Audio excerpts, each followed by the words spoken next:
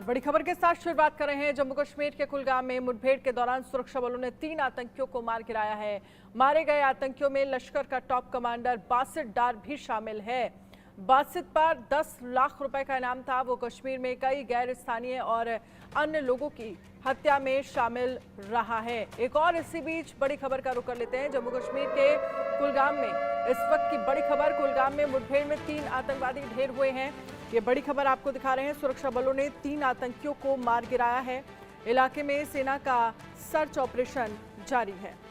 तो इलाके में सेना का सर्च ऑपरेशन जारी है। ये बड़ी खबर आपको दिखा रहे हैं।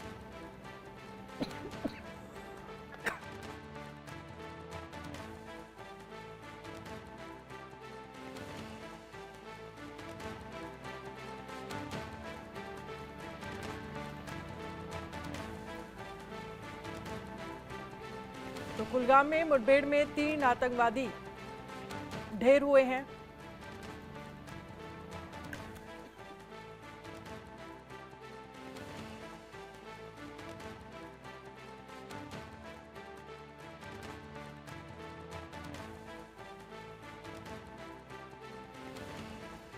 तो इलाके में सेना का सर्च ऑपरेशन जारी है। ये बड़ी खबर बड़ी कामयाबी के रूप में देखा जा रहा है।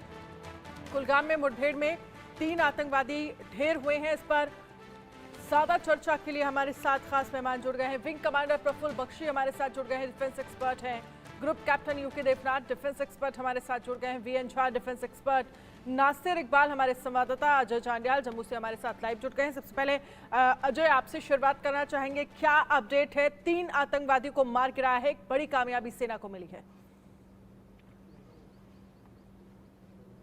बिल्कुल आप सही कह रही हैं। जिस तरीके से लगातार इस चीज़ की आशंका बनी हुई थी कि चुनावों से पहले पाकिस्तान और आतंकी चाहते हैं कि कश्मीर में हालात खराब किए जाएं, और उसी के मद्देनज़र जो है इस जगह पर जो है आतंकी कुलगाम में छुपे हुए थे। जैसे ही शाम को ये जानकारी सुरक्षा बलों तक पहुंची तो सुरक्षा बलों ने तुरंत अभियान चलाया, और उसके बाद जो है आज वहां हुए तीनों आतंकियों को मार गिराने की कवायद शुरू की। अभी जो ताज़ा जानकारी है, 2 शव बरामद हो गए हैं, जिसमें एक जो टेररिस्ट लश्कर का टॉप कमांडर है उसके शव भी बरामद हो चुका है, वो मारा जा चुका है। जबकि तीसरे शव की तलाश जारी है, क्योंकि हमले जब ये मुठभेड़ हुई है उसके बाद वहां पर घर में आग लग गई थी। ऐसे में शव जो हैं वो पूरे तरीके से झुलस चुके हैं। तो यकीनन उसके लिए सुरक्षा बलों को कई तरह की चुनौतियां हैं। उनको उस इलाके में विस्फोटक अगर है तो उसको नष्ट करना है, और उसके बाद इलाके को सुरक्षित करके उस इलाके को क्लियर करना है। तो उस चीज़ के लिए कवायद जारी है। मगर पाकिस्तान का जो नापाक प्लान था जम्मू कश्मीर में हालात खराब करने का, चुनावों से पहले यहाँ पर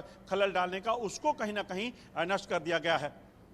बिल्कुल आपके पास आएंगे। हमारे साथ और भी खास मेहमान हैं। आशिक मीर से भी एक अपडेट ले लेते हैं।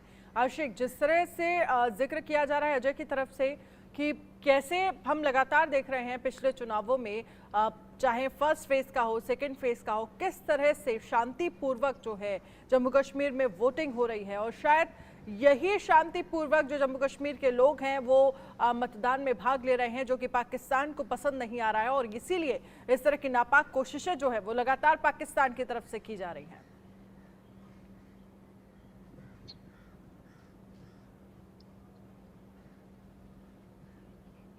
आशिक मीर, आपको आवाज आ रही है मेरी? नासिर आपको आवाज आ रही है मेरी? जी जी जी बिल्कुल जी, बोलिए।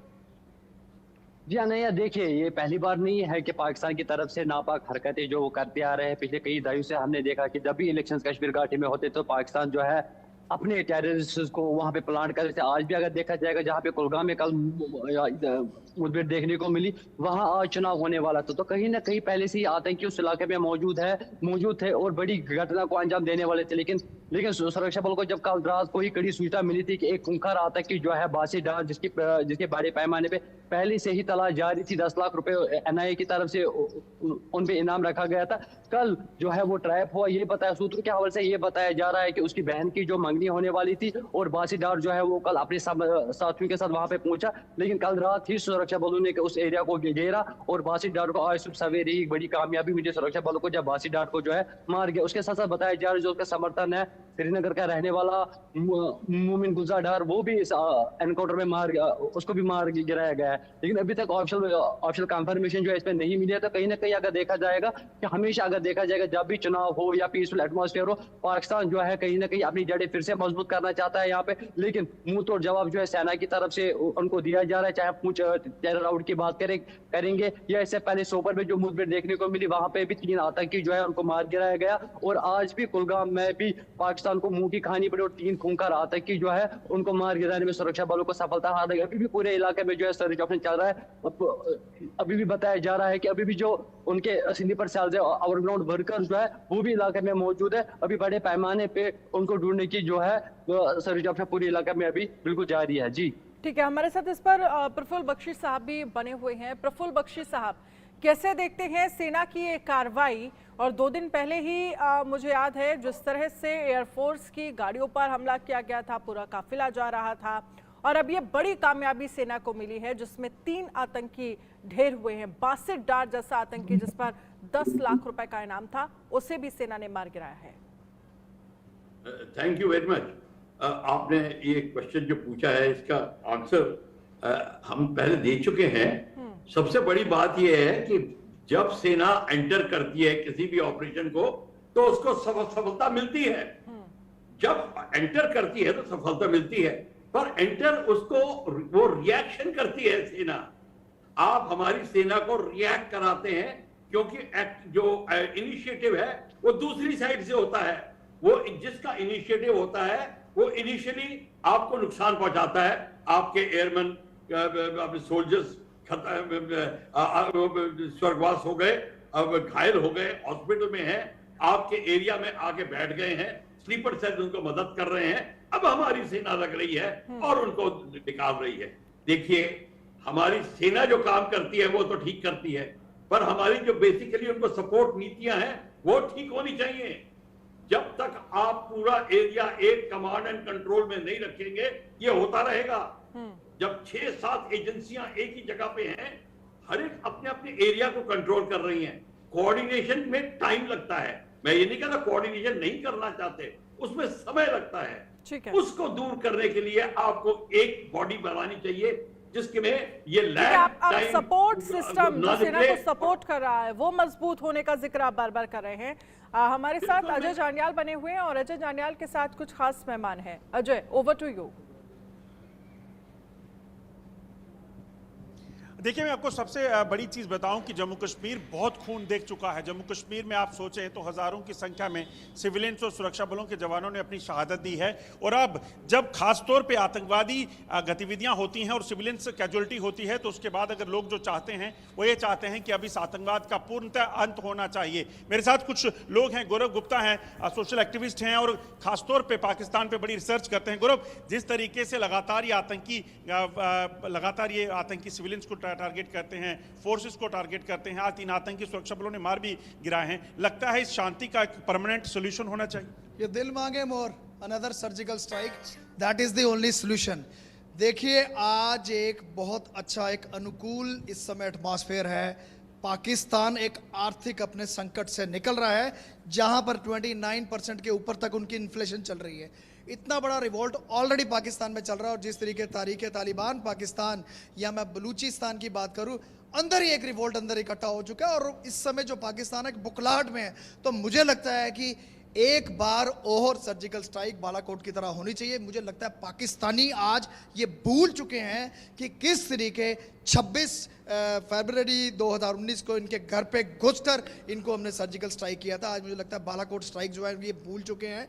आज मुझे लगता है कि राइट टाइम आ चुका है इनके घर में घुसकर इनको तबाह करने का। वैसे भी तो अपनी एक इकोनॉमिक क्राइसिस से निकल रहे हैं, अगर अभी नहीं तो फिर कभी नहीं। मगर जिस तरीके से हो रहा है, लगता है पीओके में जो लोग हैं, अब वो भी जैसे कल डिफेंस मिनिस्टर ने कहा कि सर्जिकल स्ट्राइक के बिना भी ये यहाँ आने को तैयार है। देखिए, साइकोलॉजिकल अगर आप ओवरऑल एक ब्रॉडर वे में पूछें, पाकिस्तान आज अपने सेंसिस खो बैठा है और वहाँ के लोगों ने एक्सेप्ट कर लिया है कि पाकिस्तान का जो आगे फ्यूचर है वो ख़त्म है। तो आज वो बेहतरी उसी में है कि वहाँ पे सर्जिकल स्ट्राइक की जाए और उस पार्ट को, उस हिस्से को, पीओजे के जो हमारा हिस्सा है उनके बाद वापस लिया जाए। तो मुझे लगता है कि आज एक शानदार समय है, एक अनुकूल समय है, और मुझे लगता है इस समय को हमें खोना नहीं चाहिए। एक पूरी ऊर्जा के साथ, एक पूरी चेतना के साथ, एक पूरे जोश के साथ ऐसा सर्जिकल स्ट्राइक करना चाहिए कि जितने भी इनके कैंप्स उस पार चल रहे हैं उनको ध्वज कर दिए जाएं, और एकदम संपूर्ण जो एक हमारा सपना है कि भारत का हिस्सा जो पीओजे के हमारे पास आना चाहिए, मुझे लगता है इससे अच्छा टाइम कभी नहीं मिलेगा। वरुण, जिस तरीके से हर रोज हम सुनते हैं कि कश्मीर में या पुंछ में आतंकी हमला हुआ, 7 हिंदू मारे गए, कल एक सेना के जवान है उसके भाई की हत्या कर दी 2 दिन पहले, लगता है इसका अब अंत होना चाहिए, एक सोल्यूशन होना चाहिए? देखिए, मैं आपके माध्यम से ये कायर पाकिस्तान को यही कहना चाहूँगा कि हरकतें अपनी बंद कर दीजिए, क्योंकि ये नया भारत है, ये घर में घुस के भी मारता है। जैसे कि आपने देखा है कि हमने सर्जिकल स्ट्राइक की थी, एयर स्ट्राइक की थी, उसके बाद पाकिस्तान को हमने बिल्कुल ठंडा कर दिया। 2014 के बाद से लेके अभी तक जो आतंकवादी घटनाएं हैं वो बहुत ही कम हुई हैं, बट हम चाहते हैं कि इस पर पूर्ण विराम लगना चाहिए। पाकिस्तान को उसकी औकात हमने बहुत बारी दिखाई है भारत ने, और ये नया भारत है, पाकिस्तान को उसके घर में घुस के मारेगा भी है। जिस तरीके से हो रहा है पाकिस्तान में रिवोल्ट हो रहा है, और भारतीय सुरक्षा एजेंसियों और खासतौर पर कश्मीर के लोग अब शांति चाहते हैं। जिस तरीके से वासिद डार आज मारा गया है, वो वासिद डार की जो जानकारी है वहां के लोगों ने, आएंगे, आप लोगों से चर्चा करिएगा, लेकिन हमारे साथ खास मेहमान जो वीएन झा जो कश्मीर के लोग हैं, जो वहां पर एक्सपर्ट्स हैं या जो पाकिस्तान को लेकर समझते हैं कि किस तरह के हालात वहां पर चल रहे हैं, उनको आपने सुना। आप लगातार कह रहे हैं कि एक और सर्जिकल स्ट्राइक होने की जरूरत है, और जो उस पार जो तमाम कैंप चल रहे हैं, अब हमला सीधा उन कैंप पर होना चाहिए, उन्हें खत्म करने की जरूरत है, तभी हम कश्मीर में शांति देख पाएंगे। आप क्या समझते हैं? अनन्या, किसी भी बीमारी का इलाज जो बीमारी है उसके अनुकूल होना चाहिए। क्या हम लोगों को बीमारी पता है जो इलाज कर रहे हैं?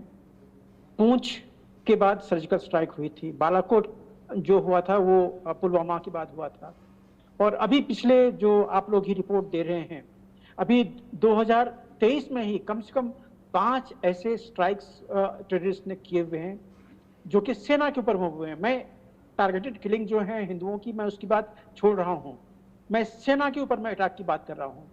तो जब हम जानते हैं, जब मिनिस्ट्री ऑफ डिफेंस, आर्मी उस एरिया में जो काम करती है, जब वो लोग जानते हैं कि अक्रॉस द एलओसी ये जो लॉन्चिंग पैड्स हैं उसी एरिया में लगभग 10 लॉन्चिंग पैड्स हैं, और आज के दिन में वो सारे के सारे लॉन्चिंग पैड्स टेररिस्ट से लबालब भरे हुए हैं। हम किस लिए इंतजार कर रहे हैं, किस चीज के इंतजार कर रहे हैं? हमारे पास में मीन्स है, हमारे पास में हेलीकॉप्टर है, एयरक्राफ्ट है, हमारे पास में आर्टिलरीज हैं जो बिना एलओसी को क्रॉस किए हुए प्रिसीजन फायर उसकी हो सकती है। तो हम किस लिए चुप बैठे हुए हैं? पाकिस्तान तो चुप नहीं बैठा हुआ है। क्या हम ये समझ के बैठे हुए हैं कि हमने वो जो सीज फायर एग्रीमेंट साइन किया हुआ है पाकिस्तानी सेना के साथ, उसका वायलेशन होगा? ना जी ना। सीज फायर एग्रीमेंट पाकिस्तानी सेना के पास साथ में है, टेररिस्ट के साथ में नहीं है। उनके टेररिस्ट तो हमारे ऊपर में आके अटैक करते हैं, हमारे सर्जिमेंट पे आके अटैक करते हैं, तो क्या वहां पे सीज फायर उल्लंघन होता है? देखिए, ये सब कहने की बात है। जब बालाकोट हुआ था, हम लोग कहीं ना कहीं उसके बाद हमने ढील बरत दी। देखिए, सर्जिकल स्ट्राइक एक कर लेने से आप सिर्फ एक नैरेटिव सेट करते हैं, लेकिन उसके बाद जो सस्टेन प्रेशर है वो रखना पड़ेगा। और वो सस्टेन प्रेशर किस पे जाएगा? जो अक्रॉस द एलओसी, जो लॉन्चिंग पैड्स हैं, जो ट्रेनिंग कैंप हैं, ये सारी जगह पे आपको प्रोएक्टिव होके करना पड़ेगा। बख्शी जी ने बिल्कुल ठीक कहा था कि आपको इनिशिएटिव लेना पड़ेगा। इंडियन आर्मी को, मिनिस्ट्री ऑफ डिफेंस को इनिशिएटिव अपने हाथ में रखना पड़ेगा। जैसे पता चला कि 100 लॉन्च पैड्स आज के दिन में टेररिस्ट से भरा है, छोड़िए ना गोले आप उनके ऊपर में, मारिए ना, देखिए क्या करता वो। क्या वो एटम बम बरसा देगा? तो एटम बम से अब क्या पाकिस्तान के पास में है? देखिए, हम लोग काफी पैसिव हैं। शायद मिनिस्ट्री ऑफ डिफेंस, प्रधानमंत्री मोदी जी भी जब इन्होंने कहा था कि हम अंदर में घुस के मारते हैं, एक बार घुस के मारने से कुछ नहीं होगा। अब आप पूरे विश्व की हिस्ट्री देख लिए, जहां जहां जिहादी हैं वहां पे एक अटैक करने से आप कुछ नहीं अचीव कर पाएंगे। हमने जो इंटरनेशनल जो बॉडीज हैं, कितने टेररिस्ट को, कितने सरगना को मार दिए हैं, लेकिन क्या टेररिज्म खत्म हो गई है? नहीं। इसके ऊपर में सस्टेन्ड एक्शन लेना पड़ेगा, और वही प्रोएक्टिव स्टैंड जो है इंडिया के पास कहीं न कहीं शायद वो एक चेतना जो होती है वो अभी तक नहीं आई है कि इन टेररिस्ट के साथ में डिफरेंटली डील करना पड़ेगा। अनन्या, अब ठीक है, यूके देवनाथ जी, वीएन झा जिन बातों का जिक्र कर रहे हैं कि आपको बैक टू बैक एक्शन लेना होगा, और जब हम आतंकवाद का जिक्र करते हैं तो सबसे पहले तो आपको रूट्स खत्म करनी होंगी जो कि पाकिस्तान में है। जिन कैंप का जिक्र हमारे एक्सपर्ट्स भी कर रहे हैं कि सबसे ज्यादा प्रहार उन कैंप्स पर जरूरी है जहां पर ट्रेनिंग मिलती है, जहां पर आतंकवाद तैयार होता है, जहां पर आतंकवादियों को तमाम एक तरह से कह सकते हैं कि जो उन्हें बताया जाता है कि किस तरह से हमला करना है, कहाँ जाना है, क्या करना है। तो उन कैंप्स पर हमला और बैक टू बैक हमला सिर्फ एक बार नहीं कि हम ये कहते हैं अगर हम घुसकर मारते हैं, तो वो जमीनी स्तर पर क्या होना भी जरूरी है। जी हाँ अनन्या, जहां तक पाकिस्तान बेस्ड आतंकवादी कैंप के बारे में जानकारी की बात है, इंटेलिजेंस ब्यूरो रॉ और हमारी जो एनटीआरओ है, इनके पास ये सारी जानकारियां बहुत डिटेल्ड में अवेलेबल है। उनकी जो लोकेशन है, उनका grid reference, latitude, longitude, GPS coordinate है, सब हमारी इंटेलिजेंस एजेंसीज के पास है।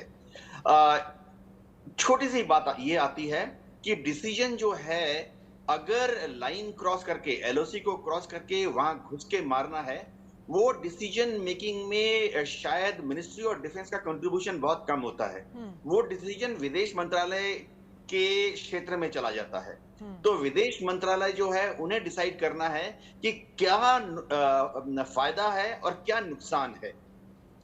अगर हम वहां, अगर विदेश मंत्रालय डिसाइड करता है कि वहां घुसकर हमला करने में भारत को अंतर्राष्ट्रीय पटल में फायदा ज्यादा है और नुकसान कम है, तो शायद उसके बाद जो कैबिनेट कमेटी है उसको एक डिसीजन लेना पड़ता है। आंतरिक बातें हैं, नेशनल सिक्योरिटी एडवाइजर का इसमें बहुत अहम रोल है।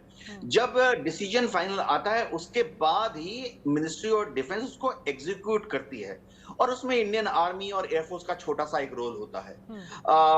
ये जो डिसीजन है, ये डिसीजन ना तो आर्मी लेती है, ना एयरफोर्स लेती है, ना ही मिनिस्ट्री ऑफ डिफेंस लेती है। हमें ये याद रखना पड़ेगा कि किसी भी इस तरह के स्ट्राइक को अगर हम पाकिस्तान में करें, तो उसके बाद उसको रोकना कैसे है।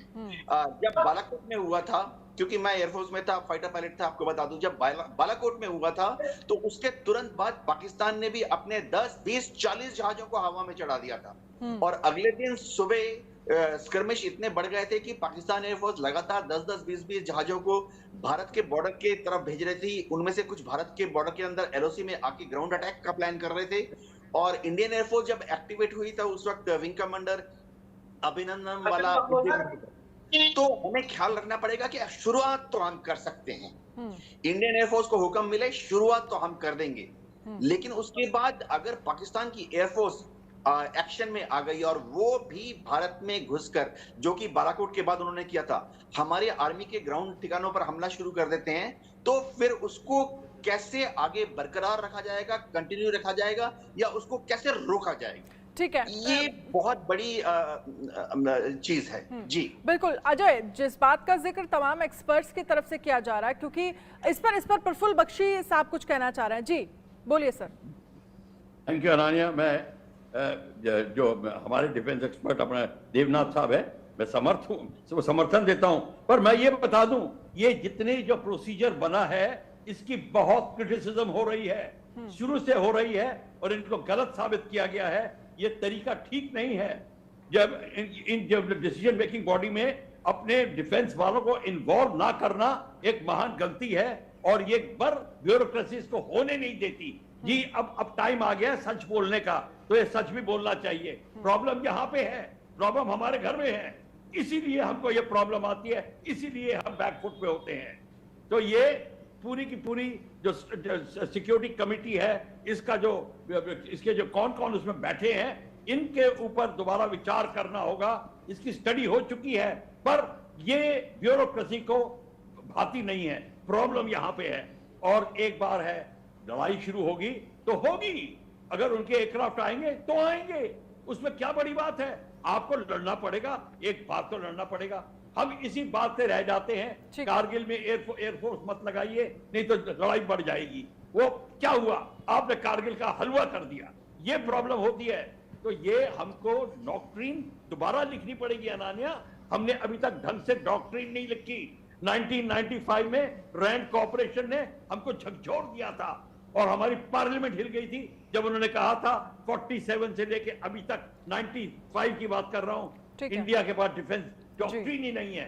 आर्मी, नेवी, एयरफोर्स बिना डॉक्ट्रिन के लड़ रही है, तभी 62 में आपकी हालत हुई थी। ठीक है अजय से भी इस पर एक बार हम लगाएं। ठीक है अजय, जिन बातों का जिक्र हमारे तमाम एक्सपर्ट्स की तरफ से किया जा रहा है कि पिछले हमले भी हमने देखे हैं, अगर यहाँ से हमने स्ट्राइक करना शुरू कर दिया, हमले करना शुरू होता है, तो फिर अटैक वहां से भी होता है। वो हमारे ग्राउंड पर जो तमाम बेसिस बने हुए हैं उन पर जब हमला होता है उसे कैसे रोकना है, इस पर प्लानिंग होना बहुत जरूरी है अगर आप पूरी तरह से आतंकवाद खत्म करने की बात कर रहे हैं।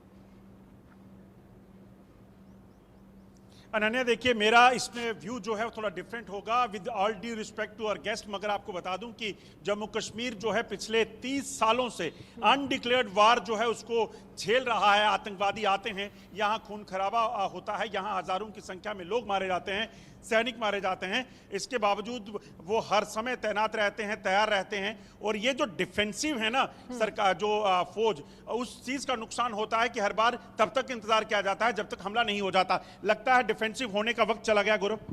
That time has gone actually. आज मैं बता रहा हूं एक अनदर सर्जिकल स्ट्राइक की जरूरत है। ये एक ऐसा सुनहरा पल है, मैं बार बार आपके चैनल पे बोल रहा हूं, जहां पर पाकिस्तान एक अर्थव्यवस्था से इस समय बिल्कुल जूझ रहा है।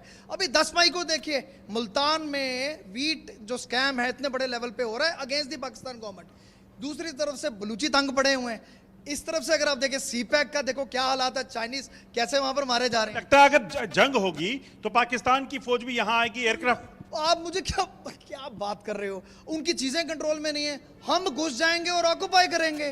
तभी कह रहा हूं समय अनुकूल है। और इस समय अगर कोई डर हो सकता है यहाँ के लोगों को, किस बात का, मतलब मुझे बताइए किस बात का डर। इस समय तो राइट टाइम है सर्जिकल स्ट्राइक करके, और जो एक हमारा सपना पीओजेके का, इस समय हम पूरा उसको पूरा कर सकते हैं और ये राइट टाइम है सर्जिकल स्ट्राइक करने का। शुक्रिया आप सभी खास मेहमानों का हमारे साथ इस चर्चा में शामिल होने के लिए। अजय जांडियाल भी हमारे साथ जुड़े। आप सभी खास मेहमानों का बहुत बहुत शुक्रिया। समय की कमी है हमारे पास से, लेकिन इन सब के बीच ये बड़ी कामयाबी सेना को मिली है, 3 आतंकवादियों को ढेर किया है।